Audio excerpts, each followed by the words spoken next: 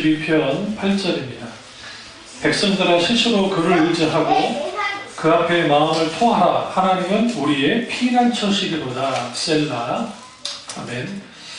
말씀 제목은 마음 눌림으로부터 회복 두 번째 시간입니다. 우리가 마음 눌림에 일어나는 현상은 사실 마음의 상함으로부터 옵니다. 그래서 마음이 상해진 거죠. 오늘 이제 이걸 어떻게 회복할 것인가는 오늘 본문에 잘 드러나고 있어요. 이 세 가지인데요. 하나는 시시로 저를 의지하는 거야. 여기서 저는 누구예요? 하나님이죠. 시시로, 시시때때 매 순간순간 하나님을 의지하는 거예요. 첫 번째. 두 번째는 그 앞에 마음을 토하는 거예요.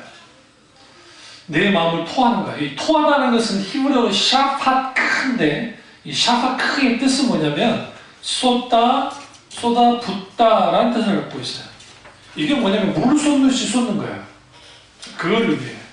깨끗이 마음에 감추어진 악한 것들 그리고 눌리는 것들 이런 것들을 하나님 앞에 내어 쏟는 거, 그것이 마음을 토하는 거예요. 이게 아주 중요합니다. 그리고 세 번째는 뭐냐면 우리의 피난처시리로다 라는 거예요. 하나님이 우리의 피난처 된다는 거예요. 여기서 피난처는 뭐냐면 하나님 그분에게 머무르는 거예요. 근데 이게 지금 어떤 상황이에요? 지금 영적인 전쟁, 고통스럽고 어려운 상태에 있는 상태에서 주님께 이제 뭐 하느냐? 거기에 머무는 거죠. 이게 일시적으로 머무는 거예요. 그 피난처시다 할 때는 그 피난처는 최후의 목적지가 아니에요. 잠깐 쉬면서 뭐 하는 거예요? 원기 회복하는 것이에요. 그게 피난처예요. 그러니까 하나님이 우리 피난처 된다는 것은 우리가 이렇게 눌리고 상처받고 어려움 속에 있을 때 그분에게 들어가서 쉬는 거예요. 왜냐하면 우리는 또 나와서 세상과 싸워야만 하기 때문에 그렇다는 겁니다. 그래서 주님이 나의 피난처 되실 때 나의 손잡고 나를 일으켜주시고 나와 함께 하시고 나를 생수 먹여서 나아갈 수 있도록 싸울 수 있도록 힘을 주시는 것이 그것이 이제 주님이시죠. 이 세 가지가 우리가 영적으로 눌리거나 마음이 눌릴 때 회복하는 길이에요. 그런데 여기서 가장 중요한 게 마음을 토하는 거예요. 하나님 앞에 우리의 모든 이런 상황을 마음에만 담아두지 말고 주님께 계속 토해야 돼요. 그러면 왜 우리의 마음이 이렇게 눌리고 상한 마음의 상태가 있을까? 그것은 창세기로 한번 갈 필요가 있어요. 창세기 3장 10절 보면 거기 이제 우리가 잘 아는 하나님을 두려워하며 선악과를 따먹고 하나님을 두려워하는 마음이 생깁니다. 그러니까 인간과 하나님 사이에 문제가 생겨서 이제는 인간이 하나님을 두려워하게 됐다는 거예요. 여기서 두려움은 존재적 두려움입니다. 그러니까 경외하는 두려움이 아니라 존재적인 두려움이에요. 죄의 의식으로 인한 두려움입니다. 그 두려움이 있는 거예요. 그러니까 하나님과 사실 타락하기 전에 아담과 하와의 관계는 뭐냐면 서로의 존재를 즐거워하는 관계였어요. 그런데 죄를 짓고 난 다음에는 하나님과 우리 그 아담과 하와의 관계가 두려워하는 관계가 됐어요. 우리도 똑같아요. 지금 하나님과의 관계 속에서 서로의 존재를 즐거워하는 관계는 좋겠는데 그게 아니라 하나님을 두려워하는 그런 관계 속에 있게 되고, 또 하나는 숨었습니다. 인간이 하나님과 교제하는 자리를 거부했다는 거예요. 그러니까 오늘날 왜 우리가 마음의 억압, 눌림, 상한 마음 그 상태에 있게 되어지느냐? 그것은 원인은 분명하게 있어요. 그런데 이런 상황이 있을 때 하나님과 나와의 교제의 자리를 거부하지 않고 하나님 앞에 숨지 않고 주님 앞에 나와서 내 마음을 토로하는 거야. 쏟아붓는 거야. 그 엄마가 쏟아부으니까 조금 부드러워지잖아요. 우니까. 그래서 같이 울어요. 그래도 그 며느리 그래도 착한 거예요. 그래도 같이 같이 울었으니까 그렇지, 안 울고 뽀쭈뽀쭈하면 부화가 더 나는 거예요. 이거를 그냥. 그래서 우리가, 그럼 왜 우리가 하나님과의 교제의 자리에 나가지 않느냐? 그 이유는 뭐냐면 우리는 병병거리들 때문에 그래요. 아담과 하와가 죄를 짓고 난 다음에 하나님이 찾아오셨고, 그 찾아오신 하나님은 만나기를 두려워했습니다. 그 자리에 나가지 않았습니다. 어쩔 수 없이 나오긴 했지만. 그리고 왜 그러느냐? 모든 책임을 전가시켰어요. 그러니까 우리의 마음의 문제가 생길 때 가장 먼저 일어나는 게 뭐냐면, 우리의 방어 기제가, 자기를 보호하려고 하는 그 기제가 뭘 하냐면, 저 인간 때문에 내가 이렇게 됐어 라고 나오는 거예요. 실제로 그렇기도 하지만 그렇지 않기도 합니다. 사실 아담이 하와에게 책임을 전가시키고, 하와가 누구에게 책임을 전가시켜요?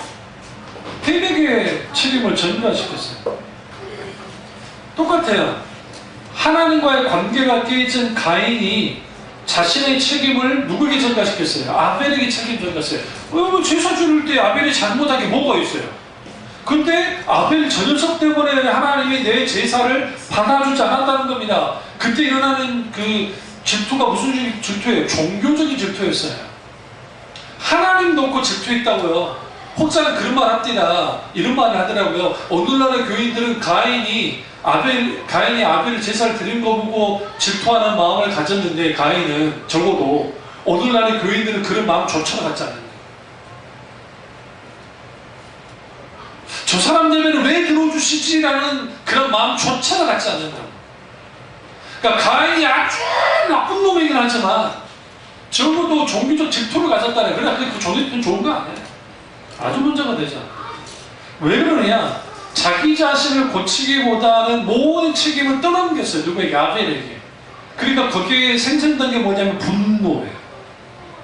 그 분노를 다스리지 못하니까, 너는 죄를 다스려라 주님 말씀하시죠? 그거 하지 못하니까 사랑을 저지르는 거예요.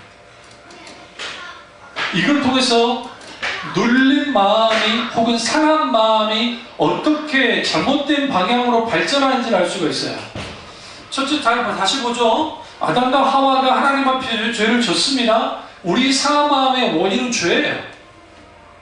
죄가 결부가 돼요. 그리고 그 죄의 본성이, 타락한 아담의 본성이 어떤 상황이 벌어질 때에 하나님을 첫 번째 두려워하게 되고, 두려워한다 해서 하나님을 멀리한다는 거예요. 멀리하게 되고, 두 번째는 하나님께 숨어버려요.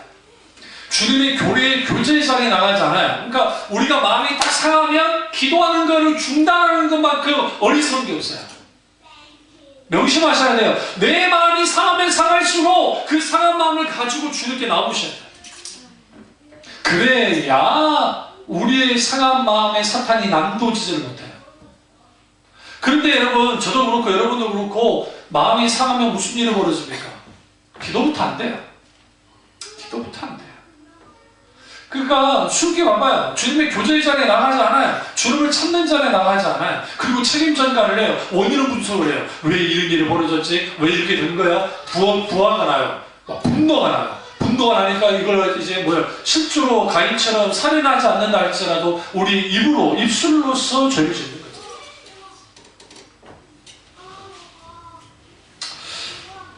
근데 여러분가 아셔야 되는 게, 원래 인간의 마음은 건강했던 거 아세요?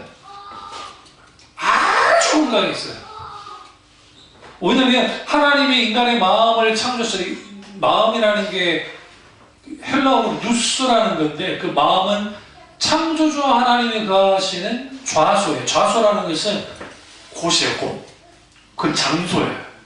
하나님이 거할 수 있는 장소. 그게 마음이에요. 그러니까 하나님이 거하시는 장소가 마음이었기 때문에 그 마음은 선할 수밖에 없죠. 하나님이 우리에게 선한 마음을 창조하셨다. 그러니까 우리 선한 마음을 창조하시고, 갈급한 내용을 그런 찬양이 있잖아요. 그런 찬양이 있는 것처럼 그런 선한 마음을 갖고 있었는데, 그 선한 마음이 아담과 하와가 죄를 졌잖아요. 그 죄가 우리에게 들어옴을 통해서 어떻게 되느냐? 깨진 거야. 상처가 난 거예요. 금이 나버린 거예요. 분명히 주님이 건강하게 우리의 마음을 창조했는데 인간의 내면이 저 깊은 곳에 있는 그 내면에 있는 마음이 깨진 거죠. 유리처럼. 그러다 보니까 하나님과 인격적인 교제가 깨지고 다른 사람과 나 사이의 관계의 교제가 깨지고 자기 자신과의 관계가 깨지고 그 다음에 만물과의 관계가 깨져버린 거예요. 깨져버린 거예요. 뭐 때문에? 사탄의 유혹에 넘어가서 죄를 졌기 때문에. 그래서 여러분, 다툼이 있는 곳에 그리고 문제가 있는 곳에 어떤 상황이 벌어질 때 거기가 반드시 사탄이 같이 합니다. 그걸로 꿰부셔요. 아는데도 당합니다. 저 같은 사람은 아는데도 당할 때가 있어요. 안다고 안 당하는 게 아니에요. 안하고 당해요. 가장 심각한 것은 뭐냐면 하나님과의 사랑의 관계가 깨지고 다른 사람과의 관계가 깨지는 거예요. 그래서 미움과 다툼과 배신과 그러한 것들이 일어나는 거죠. 그 왜 그런 일들이 일어나게 만드느냐? 그렇게 해야, 잘 들으세요, 순전한 마음으로 하나님을 섬기지 못하게 하는 거예요. 하나님이 원하는 마음은 순전한 마음이에요. 순전한 마음이라는 것은 나누어지지 않는 마음을 말해요. 하나의 마음을. 그래서 엄띵이라는 찬양이 있잖아요. 내가 한 가지를, 오직 유일한 한 가지를 구한다 할 때에 그 유일한 가지가 나로 주의 전에서 주의 아름다움을 보는 것이다 있잖아요. 그 주의 아름다움을 보려면 순전한 마음, 오직 하나의 마음을 가져야 돼요. 그런데 우리 마음속에, 그러니까 평상시에는 괜찮아요. 여러분 주위의 친구들 중에서도 그렇고 수 없는 것들 있잖아요. 수 없는 것들. 네? 얼굴 앞에 대면하기 전까지는 그래도 용서해주는 마음이 있고 내가 저건 크리스찬이니까 품어주는 마음이 있는데 하필이면 친구들 몸에 그것이 꼈네.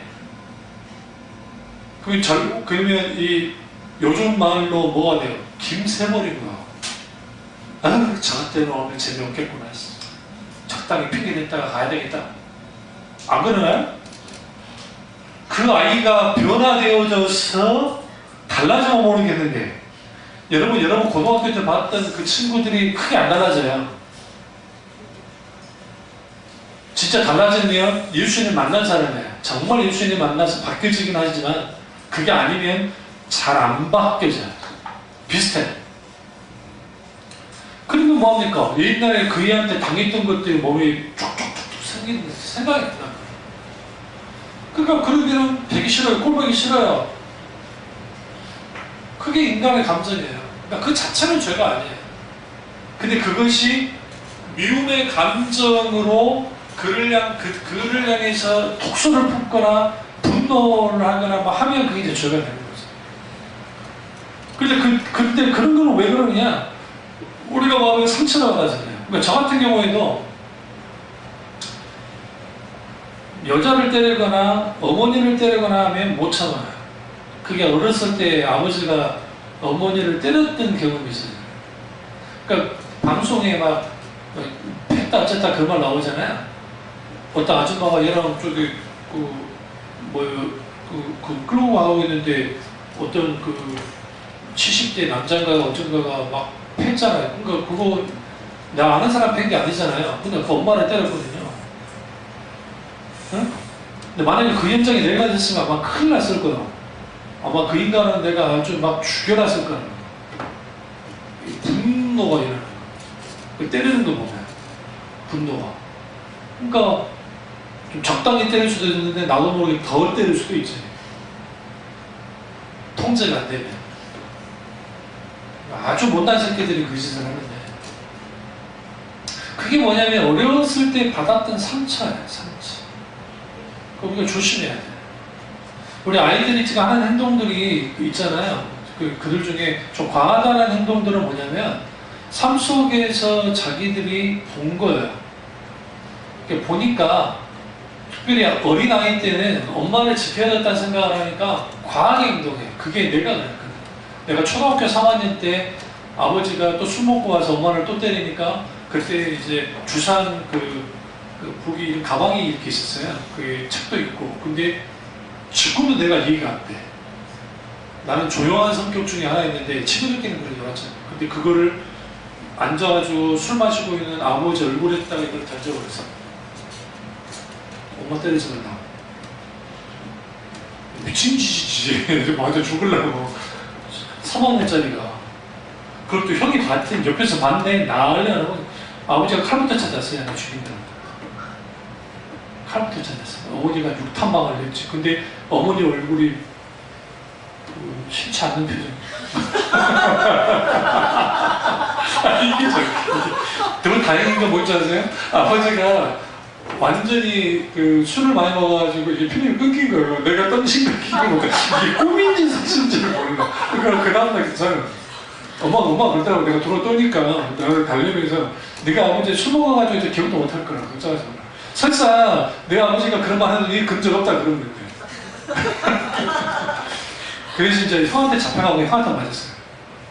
아버지한테 그랬다고 골고 저기 학교 운동장에 들어가서 널 패더라고. 지금 용기도 없는 이 자식이.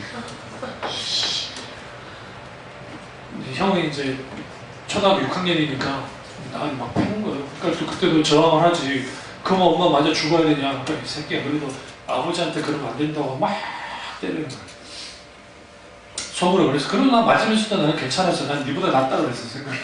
속으로. 그리고 난 엄마 지키려고 노력을 안 했다. 쥐를 뭐 있냐 속으로. 말하면 또 맞으니까. 근데 생각해보면 그게 큰 아픔을 준 거예요. 육신의 부모들이. 조심해야 돼. 그러니까 막 분노를 못 참고 막 성질을 막 있는 성질 음성질 막 던지고 막 그런 거를 하면 그 애들이 그 과잉 행동하잖아요. 그것도 같이 해가지고 그래 네 애기가 잘못했어 그러면 안 돼 절대로. 그건 적개심 프로야. 그러니까 그걸 이제 부부끼리 잘 이야기해서 그 안 하도록 해야 되고 실제로 그런 일을 벌어질 때 애들 안 보도록 하는 게 참 좋고. 근데 그게 안 되는 사람들이 있거든. 충분히 기도하셔야 돼 하나님. 그리고 아이들한테 적개심 갖는 말들 안 해야 돼. 우리 어머니가 실수했던 게 뭐냐면 우리 어릴 때부터 아버지 나쁜 놈이라고 계속 이런 거. 나쁜 놈이 나쁜 놈인데 그러니까 아버지 상이 일그러져요. 아버지 상이 일그러지면 자녀에게 영향을 줘요. 그래요. 그러니까 나쁜 사람은 나쁜 사람이었지만 그리고 제 나이가 이제 30대 중반이 흐르니까 그때서야 이제 자식들 키우고 하면서 아버지가 이해되기 시작했어요. 그때. 그렇다고 했던 행동들이 옳은 건 아니지만 아버지가 조금 이해가 되더라고요. 그러니까 그런 것처럼 상처가 있으면 그 상처를 들쑤시면 누구나 폭발해요. 아무리 성격이 좋아도. 우리 형 같은 사람이 호인 중에 하나예요. 호인 아시죠? 내가 형한테 맞으면 딱 2번 맞아봤어요. 사춘기 때 한 번 맞고, 그 3학년 때 한 번 뒤집어지고, 그 다음에 안 맞았어요. 때린 적은 없어요. 말로 몰라 하고, 어쩌다 한 번씩 이제 지어받고 하는 거야. 뭐, 그거 때리는 게 아니니까. 남자 형제끼리는 흔한 일이고, 이제 그런 거를. 그리고, 그렇죠. 그래도, 그 호인인 형도, 안 되는 사람들이 있어요. 내가 늘 그러죠. 형이 안 된다고 할 만큼 그 사람이 얼마나 성격이 그런 사람인지 알 수 있어요. 포용이 안 돼요. 포용. 그게 상처가 나요. 근데 교회마다 상처받은 사람들이 많죠. 그래서 그 상처를 가지고 나왔을 때 그를 적절히 하나님 앞에 마음을 토하는 일들이 필요한데 그게 안 되고 그러니까 이제 목사님이 자기를 좀 위로해 주길 원하고 사모님이 위로해 주길 원하는 거 그것까지는 나쁘지 않아요. 근데 문제는 그냥 계속 위로받기만 하는 거예요. 근데 우리 교회가 뭐 적으니까 그게 가능할 수 있을지 모르지만 교인수가 조금씩 늘어가고 하면은 그게 쉽지 않아요. 그럼 그 사람들 하는 반응이 뭐냐면 목사가 변했다는 거예요. 목사가 변했어. 목사가 변한 게 아니라 환경이 변했어요. 환경이. 그러니까 우리 애들 뭐 저기 뭐 내가 우리 애들 저기 뭐야 명절을 가고 저 숨기고 하지만 우리 교회 한 100명인데 내가 어떻게 숨겨요? 재적이 어떻게 감당해요 그걸? 그렇잖아요. 응? 그러니까 이런 것은 자연스러운 것이고 또 섬기기만 하니까 섬기는 것이고 그게 넘어갔을 때 안 되죠. 그래서 우리가 하나님 앞에 상한 마음을 갖게 될 때 그 증상이 나옵니다. 세 가지 증상이 있습니다. 첫 번째는 상한 마음을 가진 사람은 많은 경우 자기를 사랑하지 못합니다. 첫 번째 증상. 자기 사랑의 문제가 생겨요. 이걸 이제 자존감이라고 하는데 자기 존중감이라는 거예요. 자기를 존중하지 않아요. 그 10대 아이들이 문제를 일으키는 여자아이들이 후에 수집이라든지 그렇게 좀 이상한 곳에 빠진 이유 중에 하나가 뭐냐면 그 아이들이 특별히 나쁘기 때문만은 아니에요. 그러니까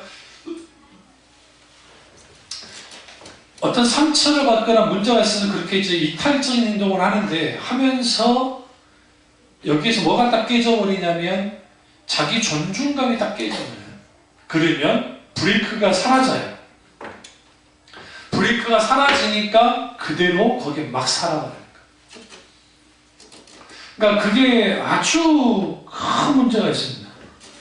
자기 자존감은 자기를 귀하게 여기는 마음인데 부족하면 부족한 대로 약하면 약한 대로 자기를 귀히 여기고 사랑하는 마음이 필요한데 오늘날에는 유명해지고 많이 가지고 성공하고 뭐 해야 자기 존중감을 갖는다고 가르쳐놨어요. 저는 적어도 우리 아이들한테 공부 못한다고 해서 야 인간적으로 내가 정말 한 번 딱 말했는데 인간적으로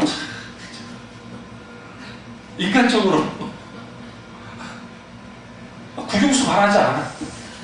국영수 안 말해. 인간적으로 외우는 과목만 해도 응? 이야 해줘도 너무하지. 웃을 일이 아니야. 죽음에 나도 환상 가졌어? 우리 경준이 초등학교 때 가면 성격 좋았어요. 예슬이 초등학교 5학년 때 미국 갔다고 난 다음에 헷갈리겠지. 사춘기가 와가지고 공부해서 뭐하니? 왜 공부해서 뭐하냐? 그 미국 유학 보내주라는 거요. 스탠포드, 버클리. 아니 거기에서 그 언니들 오빠들 이제 교회에서 만나서 그 선배 목사님이 거기 계시니까 근데 거기 만났던 온 친구들의 그 가정 살림이라는 게 다 우리나라 중산층 이상이에요. 의사 자식들 잘 나가는 자식들이 와서 그러고 있는 거예요. 근데 그게 마치 일반적인 거라고 이제 어리니까 보편적인 거라 생각하는 거예요. 근데 그렇지 않거든요. 그래서 제가 후회했잖아요. 인도로 보내야 되는 거.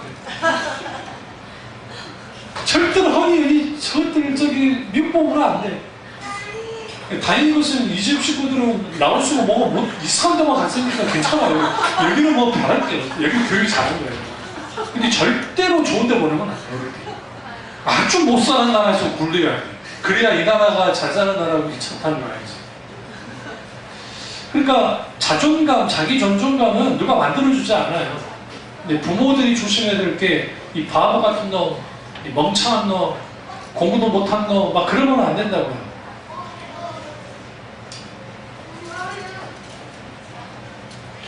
그래서 여러분, 자기 존중감이 약한 사람들은 남이 내게 뭐라는 것에 아주 신경을 많이 써요. 그러니까 혹시 이거 아세요? 막 어디 밖에 막 옷 입고 나갈 때도 막 걸쳐 입고 해야 되고 막 그런 사람들 있죠. 남한테 막 무시당하는 거 싫어하고 그게 이제 자기들이 자존심이 세다고 하는데 사실 여러분 자존감은 그런 것으로 회복되지 않아요. 그러니까 미국식 지금 이제 졸업식이니까 이제 학위를 받을 때 미국과 유럽의 차이가 뭐냐면 미국은 아주 화려해요. 그러니까 거기는 실용주의적이고 말 그대로 물질 만능에 아주 뭐 꽃이라고 할 수 있는 곳이니까. 그런데 의사 교수님 그만하더라고요. 야, 나 여러분 아냐고 나 졸업할 때 박사학위 받을 때 꾸깃한 옷을 입고 교수님 오시더래요. 이해가 안 되더래요. 옷도 없는 것도 아닌데. 그러니까 왜 교수님 저러고 오시지? 그러니까 그 바빠서 그것도 있었지만 이 옷이 뭐가 그 의미가 있냐는 거예요. 학위 옷이. 우리나라 대학의 졸업식 하면 고교 한번 가보세요. 이것 하나, 둘, 셋, 세 개는 다 박사들이에요. 박사들. 그래가지고 이제 엄청나게 화려해요. 그런데 유럽 같은 경우 특히 독일이나 그런 데 졸업식 할 때는 아주 검소합니다. 얘네는 일찍 출발이니까. 근데 그들의 자부심과 자기 존중감은 굉장히 높아요. 왜 명품이 세대를 걸쳐서 잘 팔릴까요? 그 생각 안 해보셨어요? 아까 존 팔퍼 목사님이 명품을 거치고 더 큰 집, 더 큰 차, 더 큰 어떤 뭐 명품들을 하게 된다. 그건 뭐냐면 돈이 주는 효과예요. 돈을 내가 많이 갖고 있고 하면 우리는 자본주의 안에 살고 있기 때문에 대접을 받는 건 사실이에요. 그러니까 내가 그럴싸한 사람이 되려면 그런 것을 걸쳐야 돼요.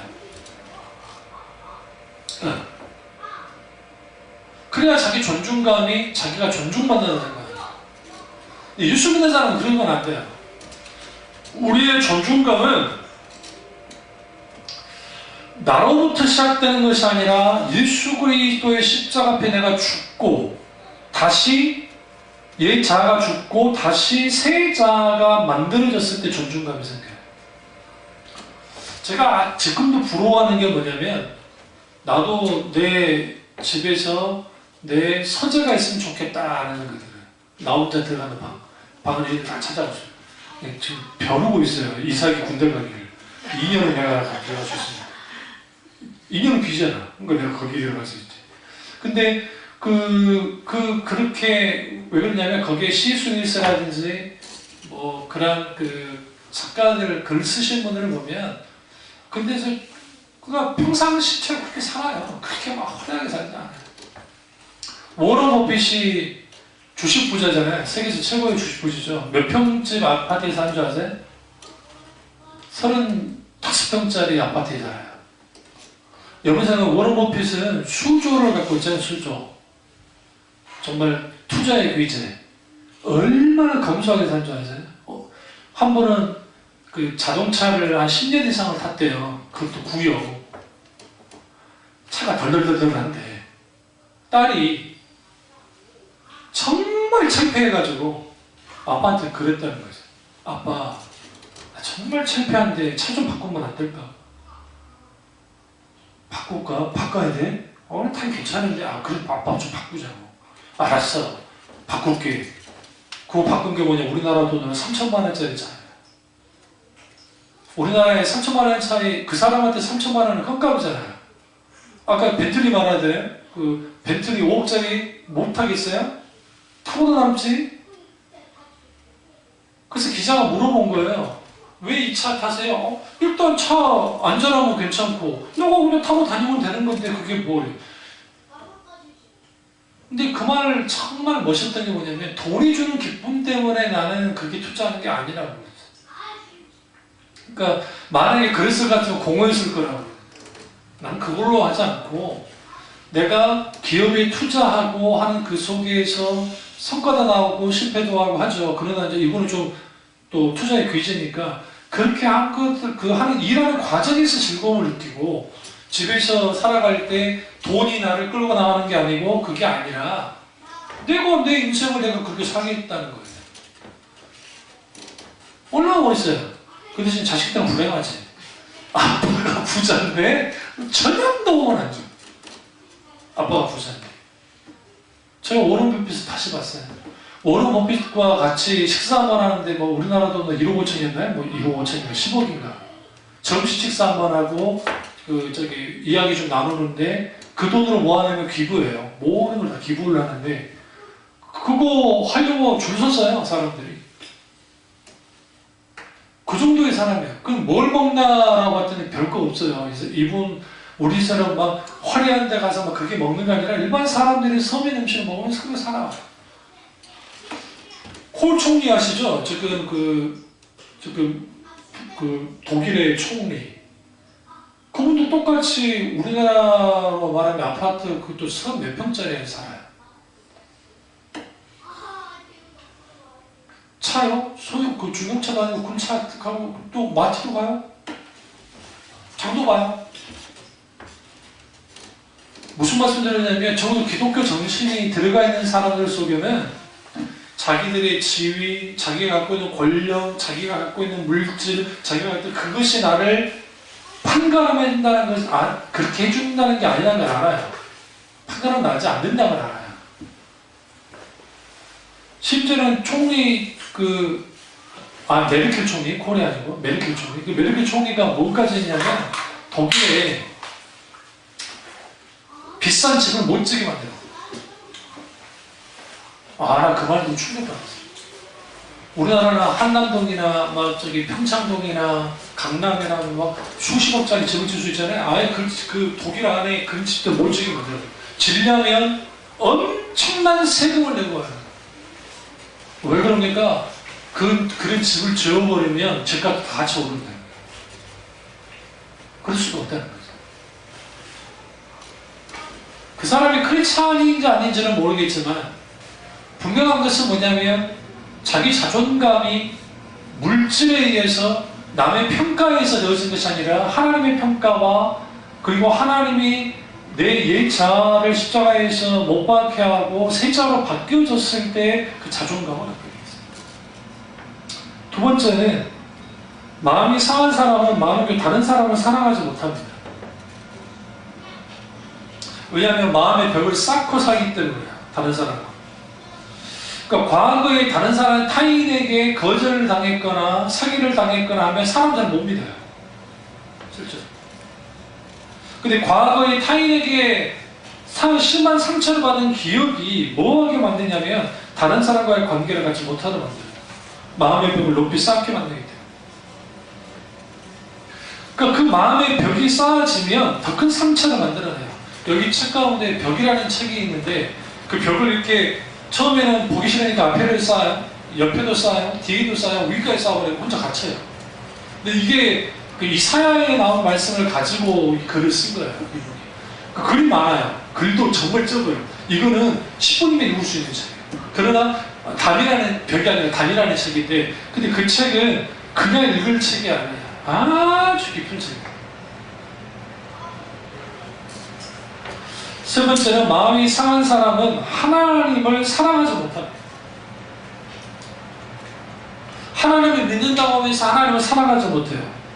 하나님을 체험하지 못해요. 하나님을 만나지 못해요. 이런 사람들 속에 하나님과 뜨거운 사랑의 고백이 없어요. 하나님이 멀리만 느껴져요. 그러니까 하나님과 함께하는 것이 연극에서 조연이나 엑스타처럼 여겨져요. 심지어는 하나님에 대한 섭섭한 감정이 아주 자주 생겨요. 하나님에 대한 원망한 마음이 쉽게 생겨요. 이런 사람들이 하나님을 향해서 화가 나고 그러니까 그런 상한 마음을 가지고 자기 자신과의 관계가 깨지고 타인과의 관계가 깨지고 하나님과의 관계까지 깨져요. 그렇게 되어지면 고립돼요. 고립되어지면 그 고립된 마음이 그대로 자기 혼자 그러다가 끝나면 상관없는데 그러한 것이 자연스럽게 이들에게까지 내 주위에 있는 사람들까지 아주 힘들게 만들어요. 그러면 어떻게 하면 온전히 이 마음 눌림으로부터 빨리 벗어날 수 있느냐? 첫째는 상한 마음을 하나님께 내어 맡겨야 돼요. 마음을 고치기보다는 하나님께 맡겨야 돼요. 쏟아부어야 돼요. 실제로. 다만 상한 마음을 혼자 괴로워하면 안 돼요. 감추거나 피하려면 안 돼요. 주님 앞에 나아가서 주님께 쏟아부어야 돼요. 자식이면 자식, 남편이면 남편, 아내면 아내, 친구면 친구, 부모이면 부모, 누구든지. 그러니까 사실 저나 여러분이나 관계 문제 앞에 자유로울 사람은 단 한 명도 없어요. 실제로. 정말로. 그 동서양을 막론하고 동서양을 막론하고 그렇기 때문에 우리는 반드시 뭐 해야 되냐면 이러한 것이 있을 때, 이러한 마음의 눌림이 마음 상함에 있을 때 하나님께 내 마음을 맡겨야 되고 내 쏟아 부어야 되고 두 번째는 있는 그대로 기도하는 거예요. 있는 그대로 기도하는 거예요. 다윗이 하나님 앞에 기도할 때 이렇게 합니다. 자, 한번 읽어볼게요. 악인이 그를 다스리게 하시며 사탄이 그의 오른쪽에 서게 하소서. 그가 심판을 받을 때에 죄인들이 되어 나오게 하시며 그의 기도가 죄로 변하게 하시며 그의 연수를 짧게 하시며 그 직분을 악인이 빼앗게 하시며 그의 자녀는 고아가 되게 되고 그의 아내는 과부가 되며 그의 자녀들은 유리에 구걸하고 그들의 황폐한 집을 떠나 빌어먹게 하소서. 이게 누구 기도인 줄 아세요? 다윗의 기도예요. 이게 얼마나 저주예요. 주님, 악인이 그 인간을 다스리게 하시고 사탄이 그 오른쪽에 서게 하시고 심판을 받을 때 죄인 되어 나오게 하시고 심판은 기도가 죄로 변하게 하시고 연수 짧게란 뭐야? 빨리 뒤지게 해주시고 막 그러라는 거예요.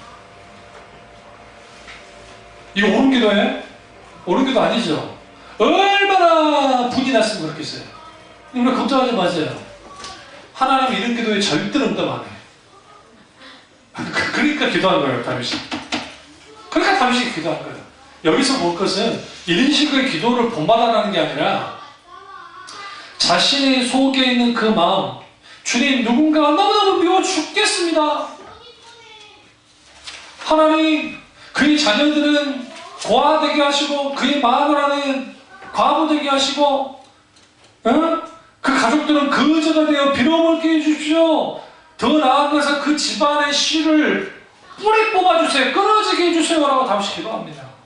하나님 마음에 합답한 다윗과는 어울리지 않잖아요. 그런데 왜 그렇게 기도했을까요? 상한 마음 있는 그대로 하나님 앞에 솔직하게 털어놔야 돼요. 적당하게 여러분 선한 척 할 필요 없어요. 하나님 앞에 똑같은 내 남편이 이러는데 주님 그 거지 같은 인간이 나를 이렇게 너무 힘들게 하네요. 그냥 꽉 뒷말 안 하겠습니다. 그러니까 그런 거예요. 그러나 우리가 여기서 그 기도 이루어지지 않는데 우리의 이러한 상한 마음을 토할 때에 거기에서 치유가 일어나죠. 마음속에 있는 독소를 빼는 과정이라고 생각하시면 돼요. 그러니까 다윗이 사울을 죽도록 미워하고 죽기를 기도했지만 그가 사울을 죽일 수 있는 상황이 있는데 죽이지 않았어요. 적어도 하나님 앞에 토했던 사람들, 하나님 앞에 자기 마음을 토하는 사람들 달라요. 세 번째는 말씀에 순종해야 됩니다. 하나님이 우리 상한 마음을 치유할 때 처방이 뭐냐? 말씀을 순종하는 거예요.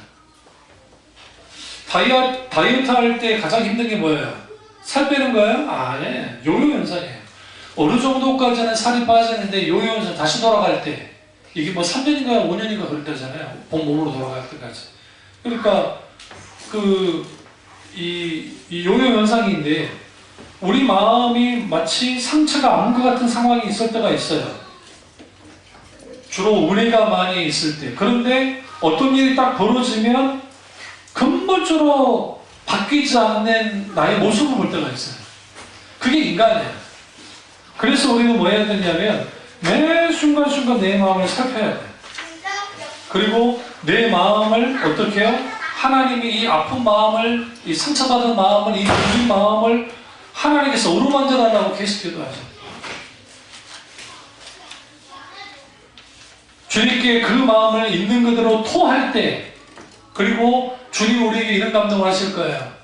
참 우리 조상들도 정말 무서운 속담이 있는데, 응? 미운 놈 떡 하나 더 준다고. 왜 그런지 아세요? 떡 먹다가 목에 걸려 죽으라는 소리. 난 그렇게 해석했어. 근데 실제로 그럴까요? 그렇잖아. 밉지만 그래도 떡 하나 주면서 사이좋게 지내자. 예수 믿는 사람들에게 마음의 여유가 그래서 필요해요. 넓은 마음을 가져야 되고 그 마음을 달라가 기도해야 되고 내 마음의 상태에 아주 진지하고 아주 막 민감하게 반응할 수도 있겠지만 그것을 사람들에게, 내 주위에 있는 사람들이 토하기 전에 하나님 앞에 토하겠을 때 한번 걸치고 나면 덜해요. 그것처럼 우리의 이런 눌린 마음으로부터 회복되어서는 저와 여러분 되시기를 주님의 이름으로 축원합니다. 기도하겠습니다.